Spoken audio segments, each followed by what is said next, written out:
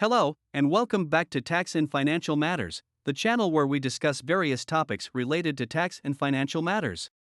Today, we're taking an in-depth look at Hallmark A, the first category of hallmarks under the European Union's Mandatory Disclosure Regime, or DAC6. Are you ready to explore these generic hallmarks? Let's dive in. Before we get started, don't forget to like this video, subscribe to our channel, and turn on notifications to stay updated with the latest financial insights. Now, let's unravel the mystery of Hallmark A and DAC6 MDR. As a quick recap, DAC6 is a directive implemented in the EU to promote tax transparency and fairness among member states. It does so by requiring intermediaries and taxpayers to report certain cross-border tax arrangements with specific characteristics, called hallmarks. These hallmarks are grouped into 5 categories, labeled A through E. Hallmark A is the first category, and it consists of generic hallmarks linked to the main benefit test. The main benefit test is a criterion that is satisfied when the main benefit or one of the main benefits of an arrangement is obtaining a tax advantage. Let's dive into the 3 subcategories of Hallmark A, namely A1, A2, and A3. Hallmark A1, confidentiality clauses. A1 involves arrangements that include confidentiality clauses.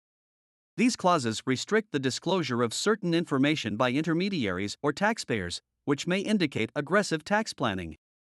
Such clauses may prevent tax authorities from obtaining a complete understanding of the arrangement and thus undermine tax transparency. Hallmark A2, fee linked to tax advantage. A2 covers arrangements where the intermediary's fee or remuneration is linked to the tax advantage obtained. This could be a fixed amount, a percentage of the tax savings, or a success fee based on the tax advantage achieved. When the fee structure is directly tied to the tax benefit, it might suggest that the main goal of the arrangement is to minimize tax liabilities. Hallmark A3, standardized documentation or structures. Lastly, A3 deals with arrangements that use standardized documentation or structures.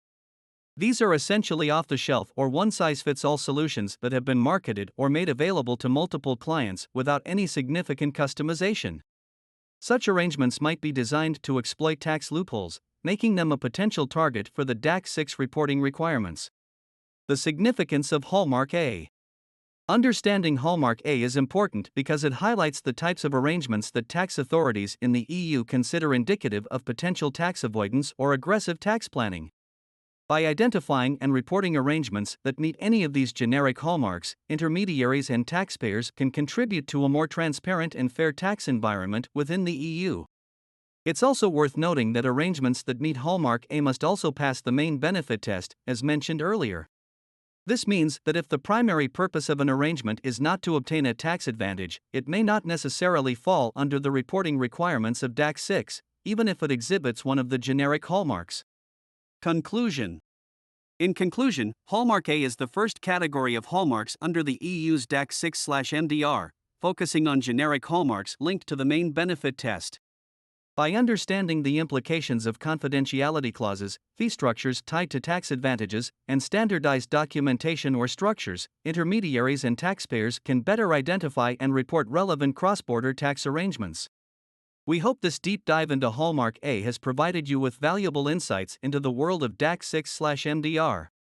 If you found this video informative, please give it a thumbs up and subscribe to our channel for more content on tax and financial matters. Until next time, stay informed and take care.